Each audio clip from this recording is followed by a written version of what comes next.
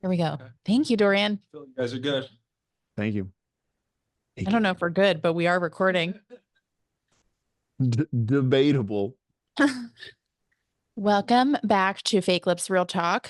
I am joined today by the one, the only, the gorgeous, the almost as attractive as me, Philip Danger. Welcome back to the pod. Thanks. Welcome back is a weird way to introduce me, but thanks for everyone that's been following along so far. Welcome back to the pod. Wait, actually, I have to start that over because you've never been on the pod again. Okay. No, I think it's perfect that you're welcoming me back to the podcast that I've never been on. Welcome back to being my friend, Philip Danger. Phil, introduce yourself to all the people who don't know yet who you are, who haven't had the pleasure. The pleasure is right because I bring a very exciting vibe to this entire thing, including my life and others. My name is Philip Danger. I'm a filmmaker and all forms of entertainment guru. I live in Austin, Texas. I have 2 children, which will never be named on the podcast or really ever spoken about after this. This is the last time. This is the last time you'll ever hear me reference them. They're the least exciting thing about my personality. Thank you for not making your kids your personality trait. That's correct. Yeah. What else do you think your viewers need to know about me that they're not? Well, we have 6 kids between us, not together. That's an important distinction, but we do have 6 kids between us. And like Phil said, that's the last you'll hear about it because it's boring. And also we don't want to exploit their childhoods unless somebody would like to offer a lot of money, in which case screw their job. We each have a number. There's a number. We have a number that exists in our head that we would pull. Speaking of, this podcast is brought to you by absolutely nobody yet. But I think it should be. So if you're watching this, I don't care who you are. I don't care if you're a terrorist organization, reach out because I do have a number. And it would be nice to be doing this podcast for another reason besides. It's a low number right now. Besides disappointing my parents. But I think it should be sponsored because you know what? I would be a better billionaire than all the billionaires out there. Would you be sponsored by a billionaire? Would you be sponsored by the 1%? You would let the 1% sponsor what you say?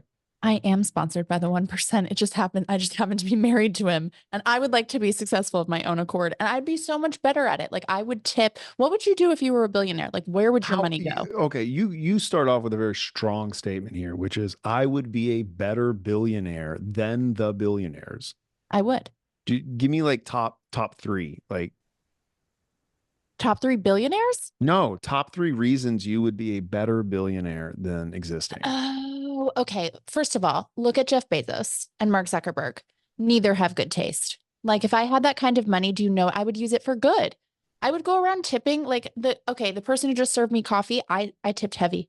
It was like a $4 coffee. I tipped $4. Okay. $8 for just a regular. And you know what? That blue-haired lady didn't do anything. It wasn't a latte. I poured my own she just handed me the cup and I gave her a 100% tip. Can you imagine if I were a billionaire? I'd be like, blue-haired lady, for doing nothing, you get $1,000. $1,000 for doing nothing. I would be handing money out. I would be so gorgeous. Like with the limited resources I have, I can only do so much. You're leaning hard away from capitalism here. And as a billionaire, I feel like that's very against your character. Against my character? As a billionaire, yeah. To lean away. Not everyone gets money all of a sudden. Like, how's that going to work? No. I would give away money by exploiting people. Not the people who work for me. No. You're not paid a living wage. Yeah. But everyone I come into contact with only because I want the validation of knowing that I gave you the money. If it's faceless, you're not getting it. So no, I would lean hard into capitalism. Okay, so tipping culture, you're going to fully individually support tipping culture as a whole. What's number 2? Okay, well, really quick on tipping culture, I draw my plastic surgeon. The white iPad turns around. Mm-hmm. I swear to God, I was here for injections. These were hundreds of dollars. Where did it start? Did it start at 20% or did it start at 25? I can't remember because I blacked out. I said, if I had to go under anesthesia, I'm not tipping. You saw me naked. If you saw me naked, I'm not tipping you. If you saw me naked, I'm not giving you money. You should be giving me money. That makes No, sense. I have a hard and fast rule. If you see me naked, I'm not giving you money. And that you should put that on a bumper sticker because that is a life mantra. When they turn the monitor around and it starts at 25%, it's like personal violence enacted. Like I don't understand why we can't start at 10 or 15. That feels like a much manageable, humane numbers to start. But when you poured cold brew into a glass and handed it to me, 25% is just, it's a very violent statement to me. You know why they do it too? They want to know if you'll have the balls to press custom because they can see based on how many times you tap if you selected one of the options they gave you. So if you click custom and you're putting in your measly dollar, they're looking at you and they're like, you cheap buck, get out of here. It's one button. Here's the thing or to your bust. brain. It's one button to click 25%, but it's like 4 buttons to click custom 0.50. Here's an idea. Ready? You go around interacting with people. You carry a white iPad. Yes. And then when the conversation is ended, you turn around and you hand it to them. This is the entire reason we're here. We're entertaining. So like that matches. If I were to have a conversation with someone, I would go, you just enjoyed the hell out of this conversation. Ma'am, monitor rolls around. We start at 25%. You don't get the bit for free. Okay. I'm not bleeding out here for free. Well, actually I am. Also, Phil, we need to address the elephant in the room. And that is that you are a man on this podcast. And I still at least present as you visually. Yes. Visually. Yes. We're not getting into that. Biologically, Phil, you are a man and this podcast was previously anti-man. And we've had to change our stance in order to allow you on, mostly because you were the only one who was free. We love a progressive stance. We do. No, I'm progressing into a pro-man stance. Okay. But well, first, I don't have a lot of male friends because I don't want to. And second, sort of as a boundary, I am a married woman. So like, what business would I have being friends with men? Like if I want somebody to mansplain the stock market to me, I have a husband for that. You know what I mean? Like you got to be doing other things for me. So you are really my only straight male friend. Okay. Really. And I think, so I ran it by my husband and I was like, hey, I just wanted to let you know, Phil and I were chatting and we were discussing the podcast. And, I just want to run it by you because he's a man. And he looked at me like I had 4 heads and he was like, of course, it's fine. Now, this is like a boundary we've spoken about. We don't have friends really of the opposite sex. And I'm like, I almost feel like Phil should be offended that you're not threatened at all. And he was like, he looked at me and he said, Blake, it's more likely that he wants to sleep with me than you. And I was like, that is really, really fair. And can you blame him? Interesting query. I don't, in this moment, am I offended or am I a little, that's an interesting.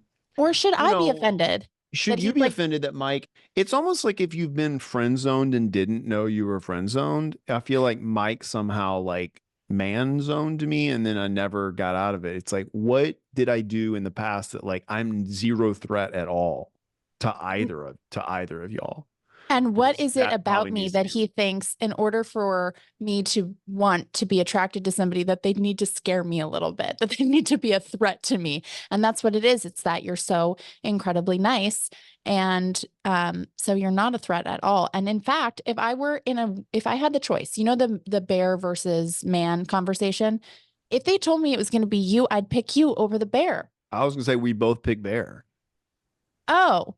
If I was out on a hike and I had to choose between the path with a man or the path with a bear, I still pick bear. Okay, I thought you were going to say if you had to pick between me and a bear, and I'm like, I'm that annoying that you'd rather be mauled by a bear.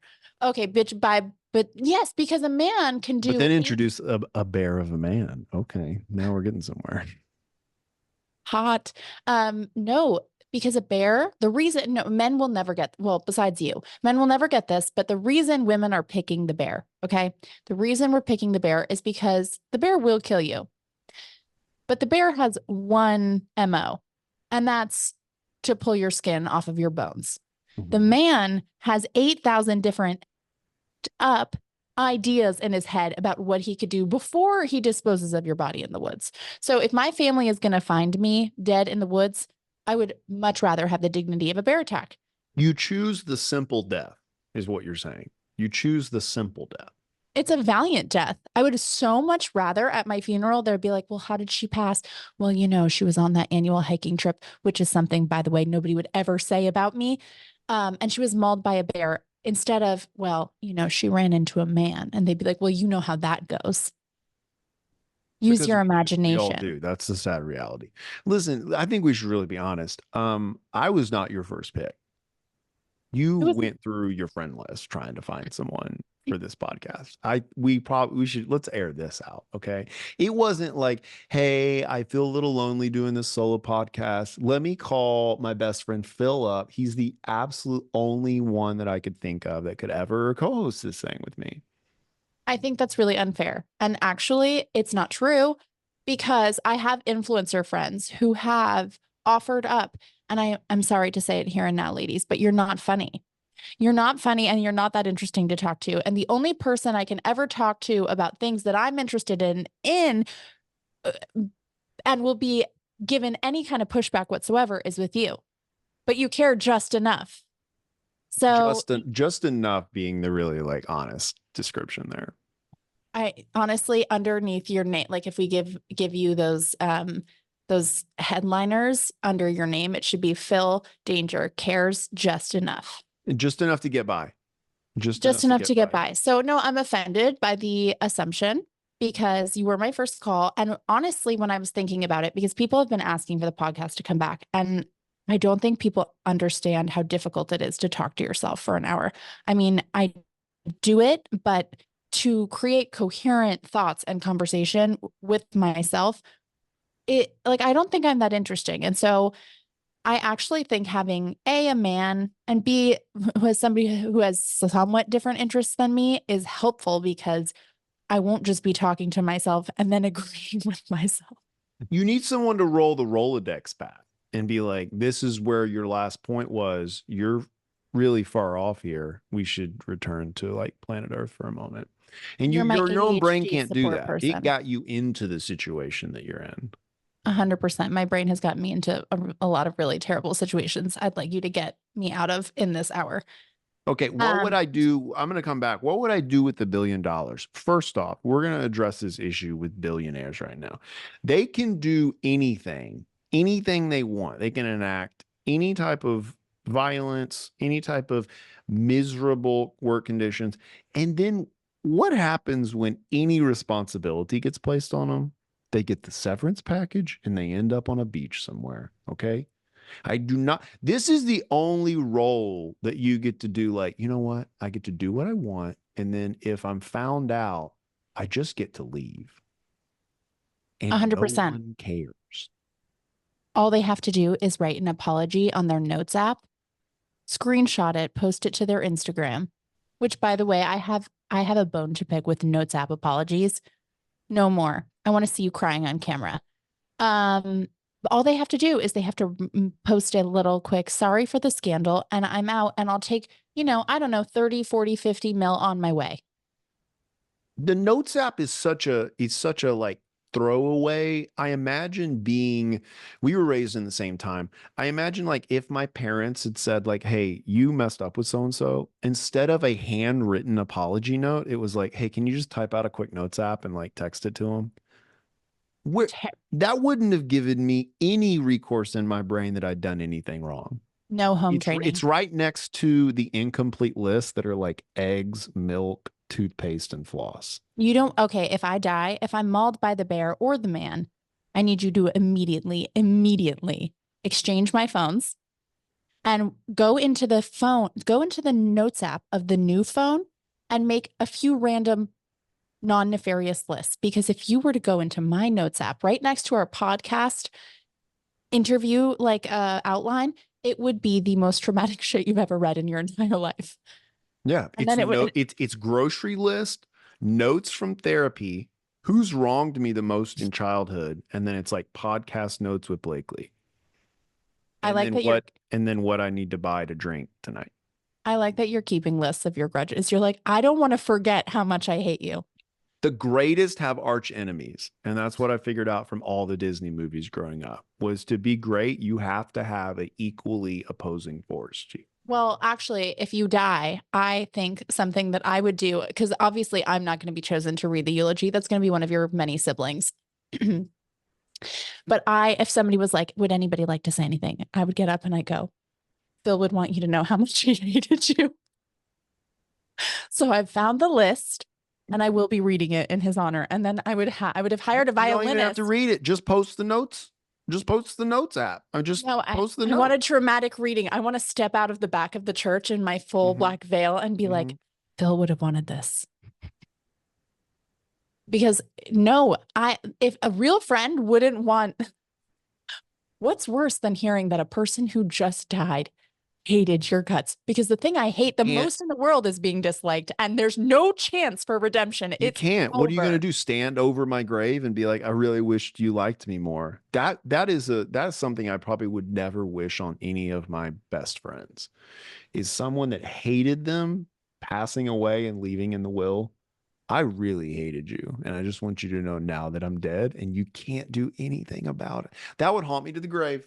I'm going to call my lawyer after this and be like, just for posterity, I need you to add in a few names. And after I die, I need somebody to call and dramatically read to them the lists of what they've done to wrong me. I'm going to start telling people in traffic that you're going on my eulogy list. That's it. You're going on the list. You're going on the list. You're going on the list. That's a really dark. No, it's really not. It's not very Christ-like of me.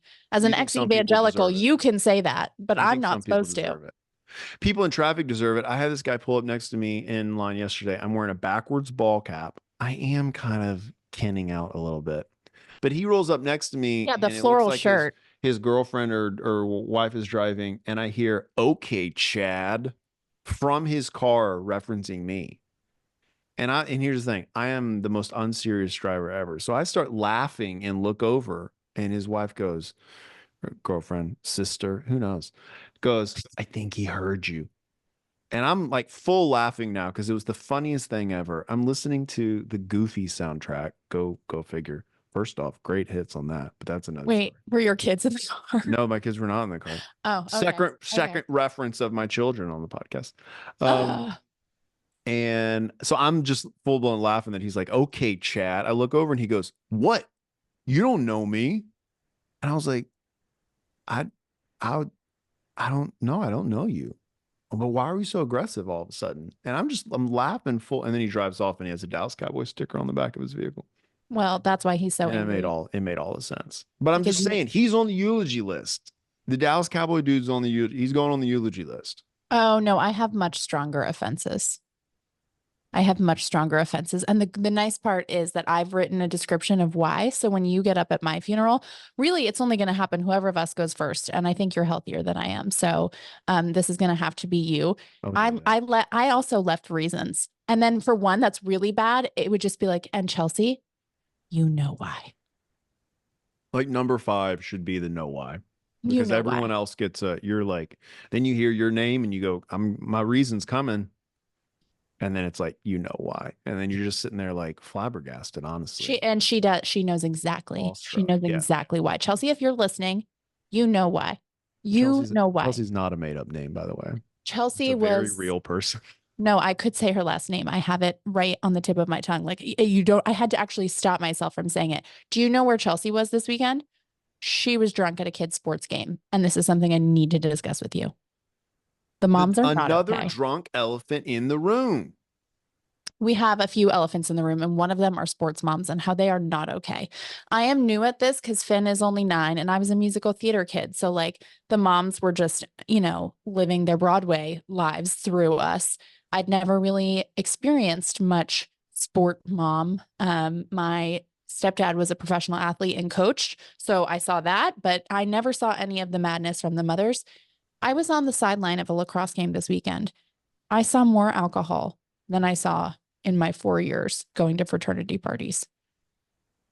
More alcohol. And one woman had a shirt on that said, "Coffee, wine, lacrosse, repeat."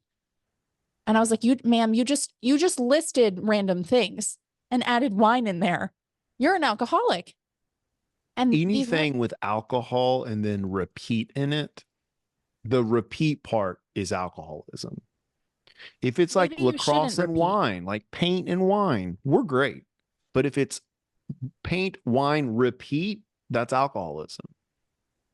Well, I'm convinced these women are getting drunk at their kids. Or first of all, their kids are on 8 million different teams. So they've never left the sidelines. And they have bartenders in the back of their Tahoes. Like they are all in. Like they are whipping out martini shakers. And I'm sitting there with my bottle of water going, what just Yeah. popped out of that woman's Suburban? And I love a glass of Sauvignon Blanc. But I've never been sitting sweating, watching my kid be bad at a sport and thinking, you know what I'd really enjoy right now? To be drunk. And they're all on and on about how many different teams their kids are on. And I'm like, okay, tell me that your husband isn't making you climax without telling me because you're trying to distract yourself, aren't you? You are deeply invested in making sure you never have to face your own life. So What if is you are that schlepping parking? from one, What does that parking lot look like when it's over? I can just imagine it's like the same as the end of a wedding. Everyone's drunk. Everyone's trying to leave at the same time. You got 50 parents hitting the roads. They've been in the sun, dehydrated, and drinking alcohol all morning and afternoon. Lacrosse tournaments are not a short, this isn't a short period of time we're talking no, about I here. was there all day. I was there all day. And here's the thing, I don't judge. You want to have a drink, whatever, but more the t-shirt, I was like this mommy wine culture thing kind of creeps me out because I'm like, what do you think it says to your kid when you need to advertise on your t-shirt that you need to be hammered in order to tolerate them? They don't understand that. They're at home popping the bottle for mom though. Like they don't fully comprehend that this is something Well, that's they like should be because like impeding. they've got to put themselves to use. I mean, this is a large umbrella we're talking about of like the direct highway from like parenthood to alcoholism. This is Amen. prevalent in like every, it's like, I got to go pick up the kids. I can't wait to drink. I Yeah. got to go pick up the kids from aftercare. I'm popping bottles. Like, Right. what is it about your regretful decisions that you made that your parents forced on you that Mm-hmm. now you are reliving their worst nightmares? Were our parents drunk raising us? Mine weren't. Mine weren't. Mine weren't. My mom loves her a Pinot Grigio. She loves her a Pinot Grigio. But I never got the impression ever from my parents that they thought it was this huge burden, like to raise me to the point where they're like, you're driving me to drink. And I was a precocious child. If I was Do gonna, you think they were popping a cork in like behind closed doors after you went to bed? no, no, See, the 90s no. were just You know different. what? My parents just weren't home. They just weren't home. Um, they were like, we don't like You can't drink at home if you're not home. you I mean, that's can't, your kids can't see you drunk if you're not there. My dad was just like, I'll just take off. So she never has to see me drunk. No, but you your know what? issue isn't drinking while parenting. It's No, my issue is public making your kid. displays and it's Hmm. public statements of I'm a parent right now. I'm also fully ingrained in alcoholism and I'm going to tell everyone I possibly can about it. And it's like, okay, one thing to see your mom, your uncle, or whatever get drunk at a holiday party. Like that's hysterical. That's really funny. That creates memories. That's a core memory for me. No, the issue I take with it is this like mommy needs wine culture, wherein you kind of like are telling your kid, like, you're so intolerable to be around. I hate this life so much because you exist in it that I can't get through it without a bottle of Merlot. That's more the problem. It's not them seeing you drinking because my kids have seen me drink, but like I'd never look at them and be like, "Do you know why I do this is a protein shake?" I'd never be like, Do you know why mommy has to do this?" That looks like a bottle of apple juice for starters. I'm going to say this might be a good thing because we've got the next generation growing up that's more sober interested than any generation before, and they're less interested in having children. Two things that might save our planet eventually if they ever get a hold of decision making positions. But because they grew up with their moms saying, I need a bottle of wine just to even be in the same room as you. I will say one thing my mom did for me was that she was so much fun and she made it. Listen, I know raising me I'm insufferable. So raising me must have been why did you nod? Because we have to live in different states to even be able to talk to each other. That checks out. That checks out. I'm insufferable. I'm sure I was insufferable to raise. I know that there had to be difficult moments. She never made me feel like I was the worst. And she was a single mom. So here's the thing. Children are a challenge, not a burden. Parenting is really difficult. I'm not on here to be like toxic positivity. I have 4 children. Something, if you're thinking about, you might want to reconsider, but it's not because of the children. The children aren't the problem. That my children are delightful. It's all the other shit that's really hard. It's that they come with 8 million pairs of shoes. That's really difficult. I don't need to drink because I don't need to drink, period, because I'm not an alcoholic. But I think they're delightful. And never have I thought like, oh, they're so horrible, I want to drink. Now, I don't think mothers are like consciously doing this. And I also don't want to shame anybody. If you have a glass of wine after your kids go to bed because you had a long day, like go with God. 6-minute shaming parents for. Also, we focused on women a lot. I'm going to focus on the dads. Can we get through a single weekend without drinking? We've been gone all day. Now, in the nuclear family here, we've been gone. We're talking heteronormative. Yeah. We've been gone. We're just seeing our kids for the prime time is Saturday morning. Crack a cold one. Well, let's talk about the number one hobby of dads. This is getting into like smoker where it's like your first breath of fresh air in the morning and you got to light up. It's like your first moment of family, Saturday morning. We're cracking a cold one. Can we get to 2 hours with our children sober? No, because the wife is cracking open the mimosa. No, but if you think about it, okay, what's the number one hobby? Like, okay, we're talking about heteronormative men. We're talking about a distinct kind of man. We're not talking about you, Phil. What's the number one hobby for dads? And I took that personally. You should. Okay, hold on. What is the number one hobby? It's golf, and it takes all damn day. And I took that personally. Hammered. You get hammered and it takes all day. And it's like the kids are turning to you going, Daddy, why do you hate us? Well, I got to get my game in real quick, though. I got to get a quick 9 at least. Is that a thing? I will say, no, here's the thing. I don't want to shame. It's help. Is that a golf thing? Quick 9. I think. Well, the whole thing is no, it's never a quick 9. They want to do the whole 18. And they're always behind someone. We're just going to do a quick 9. And then 12 hours later, you get 14 missed calls, 28 messages that have gone unread. And then they come back and they're like, honey, I literally told you I was going to do a quick 9. And it did turn into an 18. But you knew where I was. You got your location on. Have you been listening? It's now Monday morning. State troopers are involved. Your kids are 18. Your kids are graduating. And they don't know what you look like. They don't know what you look like. No, that's not my husband. I have to give him a shout out here. He is very judicious with his golf. And I know a lot of women who complain about their spouses being gone all weekend because they're golfing. And here's the thing. I think it's really healthy to have hobbies and things like that where you're not with your family, but it takes all damn day. It takes all Saturday. Saturday is the prime family day for the nuclear family. That's the day you get the one day. Right. Yeah. And it's more just like pick your things, take your time, but also make sure your kids know what you look like. Well, okay. Now we've literally, hold on. We've lost straight men. You tried to be the golf girly, didn't you? Okay.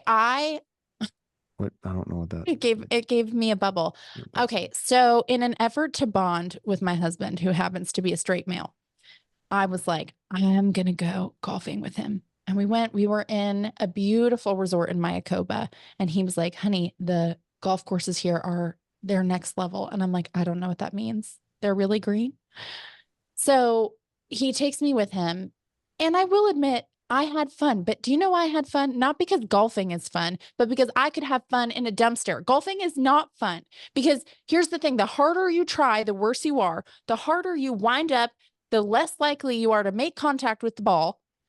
And I hate being bad at things. And so what I did was I hit a few balls. I pretended I didn't know what I was doing. Honey, can you come show me? And then I made him giggle the rest of the way. And I drank my Bloody Mary and was like, I'll never do this again. And so now when I go, I bring a book. Wives, take note. If you have a husband who likes to golf, take a book, get a drink, sit along with them, because they do like having you there. It makes them feel special. Yeah, they get to show off. They get to show off. Mm-hmm. Everybody wants to look good in front of their wives.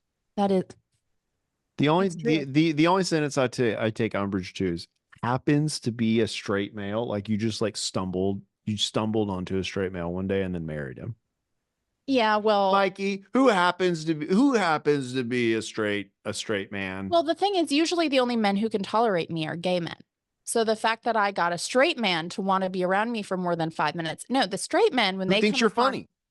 who thinks I'm fun? No, he's like, he won't, he thinks he's funnier, which is just like diabolically untrue. Oh my God, you're going to have to edit that out.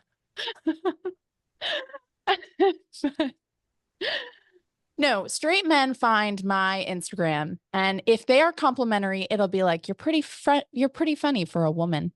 And I'm like, thank you, Steve It's a in backhand. Iowa. Yeah.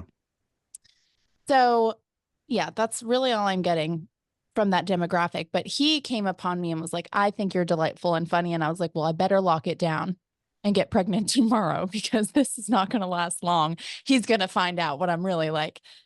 But yeah, now that we've shamed everybody has clocked off. Listen, Everyone. moms, dads, drink all you want. Like, be an alcoholic. We don't care. As long as you listen and rate 5 stars, you can do whatever you want. We're all trying to get through the day. We're all trying to get through life. That is true. Okay. Can I talk to you about something that I wrote down that I need to discuss with you? Let's get it off your chest. I have an anti-bucket list, and number 1 on that anti-bucket list, something I will never, ever, ever, ever, ever do, is go on a cruise. Have you ever been on a cruise? I've never been on a cruise. I would rather get a pap smear from a chiropractor. I'd rather get a pap smear from a chiropractor. First of all, being on one ship with that many people sounds despicable. And second of all, I'm no environmentalist. Like, this is a plastic straw because fuck the turtles. But also, where's the trash going? There's 5,000 people on this ship. Where's the trash go? Where are we taking out the trash? It's a small city up in here. Never mind that there's coronavirus in the margaritas. You'll be shitting yourself by day 3 and there's only fried food. So do you enjoy malls? Would you say you're a big mall person? I enjoy a high-end mall. Because that's the only thing I've ever thought of when I've seen a cruise, is that is a mall on the water. Right. But mall, I can who wants to go spend a week in a mall? Look, I gave you a thumbs down. Disapprove. Well, okay, so here's the thing. My favorite We're all mall drunk the whole time. Mm-hmm. You have to be. Who's sober on a cruise? I'd be depressed. I would throw myself over. So my mom recently, we have a family member. I don't want to call it the family member. It was my grandma. My grandma works, she's been a lobbyist for a long time. And now she's, kind of merging into retirement, but she still has one client, and it's God, I'm going to get sued by my own grandma. Grandma, I love you. Well, whatever. A mystery relative that I have works for a cruise line. And my mom was like, you know what? I've never wanted to go on a cruise. She and I are the same kind of snobbery. But she says, you know what? I'll go on the cruise. Damn it. I'll go on the cruise. It's free. My mom gets on, goes to like the cafeteria. She takes one look around. I wish I could have been there to see one look on her face, because she called me on her way off. I can hear she's running. She goes, Blakely, they're pulling away from port. I just ran off the cruise. She could not spend more than an hour with the riffraff that goes on cruises. This is the kind of Muffy Mitchell from Palm Beach had to run. That she said they were literally, she told them it was an emergency. And I said, what was the emergency? That you're a snob? Yeah, she couldn't do it. She was like, I'm not getting trapped on this hellhole with you folk. 911, I'm around poor people. Yeah, I can see that call happening. She goes, Someone, I someone got else. off. I drove to the Keys. I had a glorious weekend. Of course you did, mother. Of course you did. You couldn't survive 1 minute. And You had to she'd be, wash off. You had to wash off the feeling of cruise. Yeah. yeah, she was like, I saw somebody with a fanny pack and they pulled out a Ziploc full of vodka. Um, but that's it. That's it for me on the things that I wanted to LARP about. And I I can thought just we imagine. I know people have fun on cruises, but like the look on my face, ha- if you saw me one in a mall, but two, I was stuck on a cruise and I couldn't leave. Have you ever seen? I know you have. You've seen these photos of Ben and J Lo when they're oh, together. the That recent would be my ones, face. they That look would be so my face. constipated. Oh no, it's so bad. Okay, Like miserable. if you haven't seen, I sent Phil one of the pictures and I got it from the Just Jared Instagram account. Ben Affleck is making this face. And I know he's from Boston, so he's supposed to look grumpy, but this is it. It's this. Yeah, those of y'all that are listening, she's making a face that looks like she's constipated. And if you're listening, go back and watch the audio or watch the audio. Go back and watch the video because it is delightful and I'm even better looking. Look, we want to see our celebrities happy. And They're not especially happy. ones that are like long lovers that have written each other, all the news and all the trash that has gone by. We just want them to be happy together. And I They're not have the happy. two of these people look like the most miserable they've ever been together. They are not happy. And you know what? Every time I see that man with his ex-wife, Jennifer Gardner, who he has 3 kids with, he looks like he's having a ball. That woman is making him laugh. And if I were J-Lo, I'd be at home taking out my hoops, being like, why am I giving her a Spanish accent? When I'm not he even. gets home, I am Yeah. going to absolutely, that's why they look so unhappy, is because he effed it up. I think he slept with the nanny or something, but he effed it up. And now he's got this like delightful family and Jennifer Gardner's like, no, you and your depressed, like smoking, like angry face, you can stay over there. I wrote a children's book and I garden. You stay over there. We love Jennifer Gardner. She can do no wrong. And like the 90s in me would love to see J-Lo and what's his name? Ben Affleck. Ben Affleck. We'd love to see them getting along, but these two could not be more miserable. But because she did a whole documentary about it, it's kind of like when you've told all your friends, no, he's a You really lock them good in. guy. You got to lock them in. Because you can't be wrong. The most fun I've ever seen Ben Affleck is doing his Dunkin' commercials. And if Oh, that well, tells you anything, you're with the love of your life.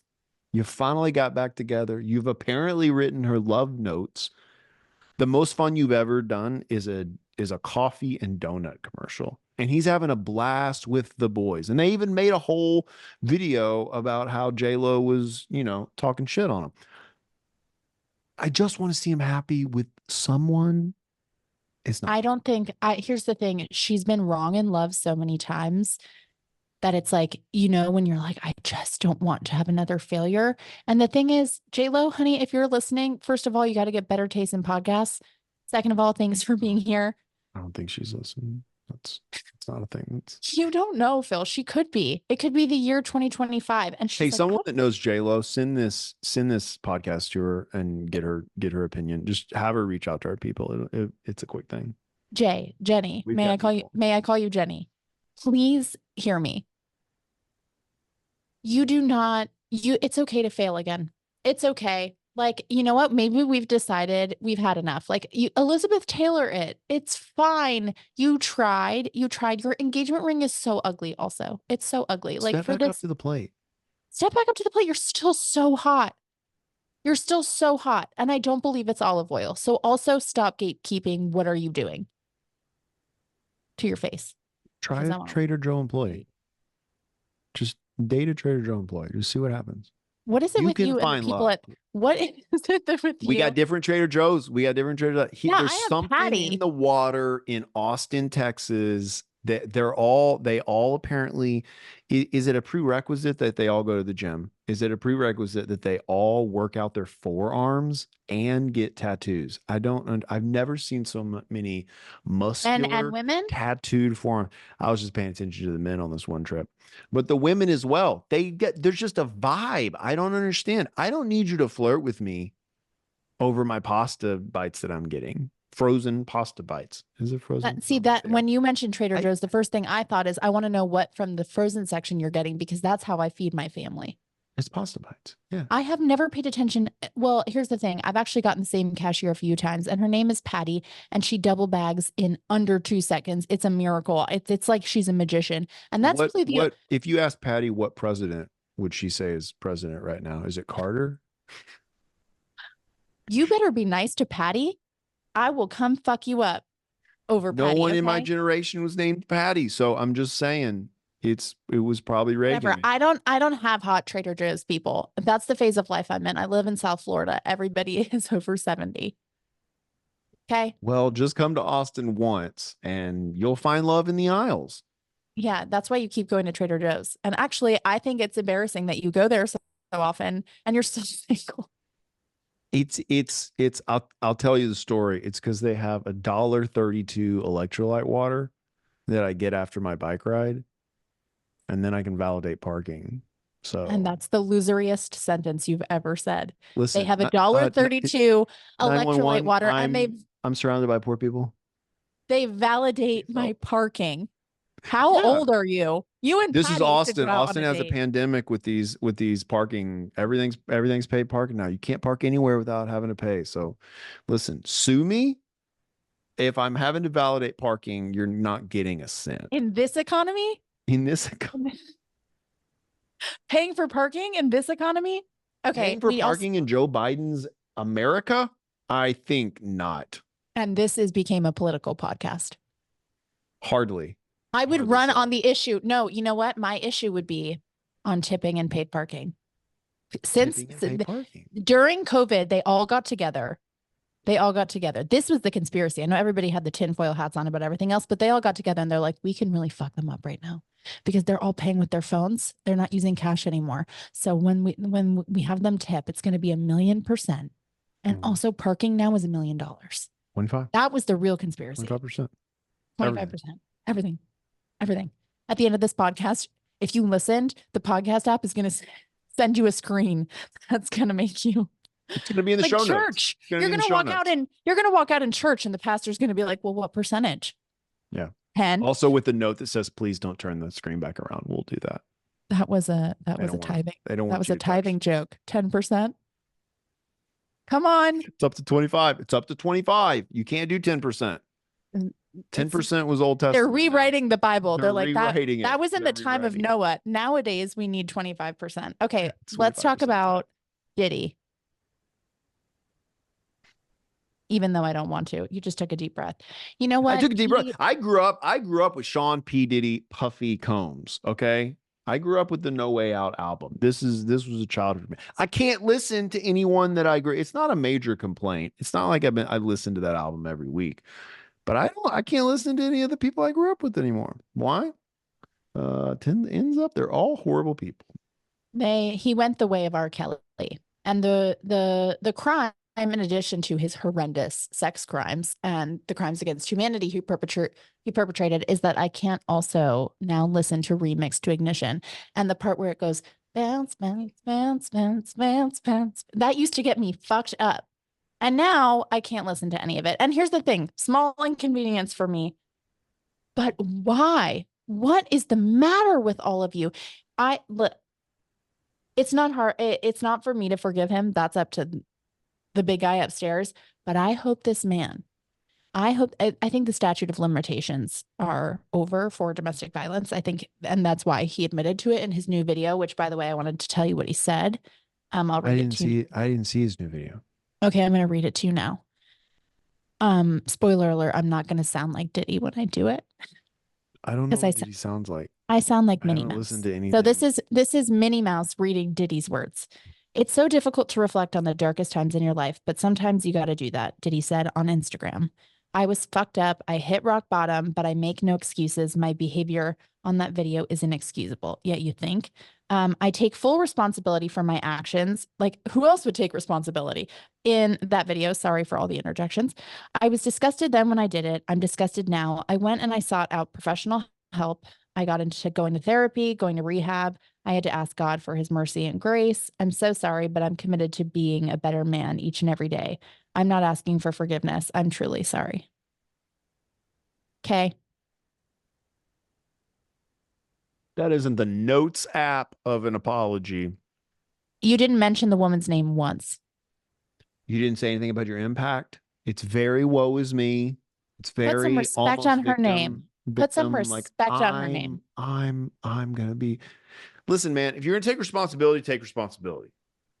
But like forget, like we're not asking you to apologize. We're asking you to like Pony up some money, we're a asking you to be settlement put in the money. same cell as R. Kelly.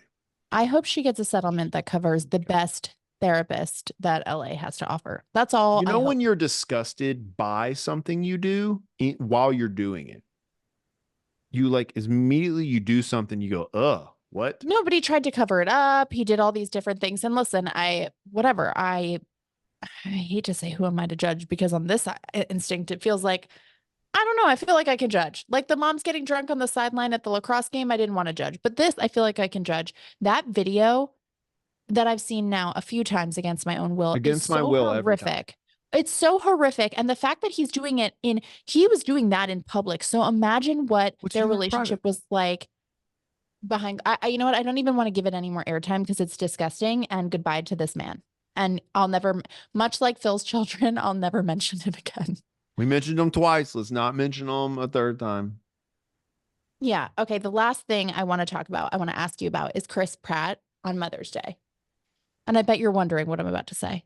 I'm not, because I've gotten the ick from Chris Pratt for years. You have the ick for him? I've had the ick from him.